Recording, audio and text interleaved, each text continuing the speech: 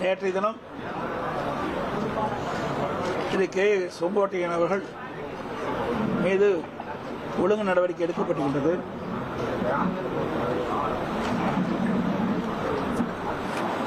அது குறித்து சில விளக்கங்கள். திரு கே செங்கோட்டையன் அவர்கள்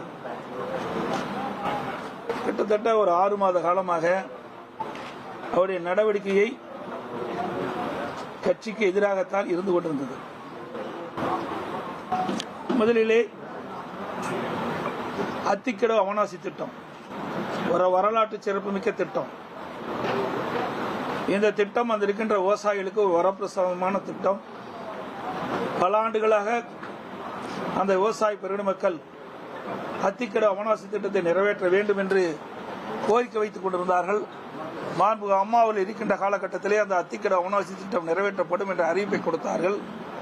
அம்மா மறைவுக்கு பிறகு அம்மாவுடைய அறிவிப்புக்கிணங்க நான் முதலமைச்சர் இந்த காலகட்டத்தில் அம்மாவுடைய அரசு அத்திக்கடவு அவனாசி திட்டத்தை நிறைவேற்றுவதற்கு சுமார் 1682 கோடி முழுக்க மாநில நிதியிலிருந்து ஒதுக்கப்பட்டு அந்த பணிகள் துவங்கி நடைபெற்று அந்த நடைபெற்றுக் கொண்டிருக்கின்ற வேளையில் சுமார் 85% பணிகள் நிறைவு பெற்றது. எஞ்சிய 15 பணிகள் ஆட்சி மாற்றத்தின் காரணமாக திராவிட முன்னேற்ற கழகம் ஆட்சிக்கு வந்த பிறகு கிட்டத்தட்ட 3 ஆண்டு காலமாக அதை ஆமை வேகத்தில் அந்த பணி நடைபெற்று முடிந்து பிறகு அதை திறந்தார்கள்.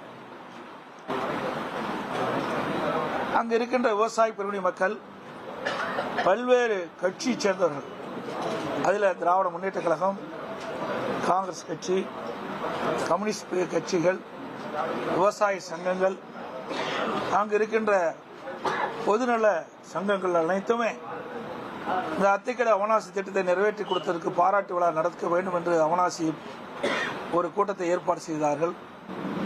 அமைச்சர் வேலுமணி அவர்கள் அவர்கள் எல்லாம் அழைத்து என்னிடத்திலே கோரிக்கை வைக்கின்றார்கள். இந்த கோரிக்கையை அடிப்படையிலே பாராட்டு விழா நடைபெறுகிறது, நீங்கள் வந்து கலந்து கொள்ள வேண்டும் என்று பணித்தார். அதன் அடிப்படையிலே நானும் சம்மதித்து அது கட்சி சார்பற்ற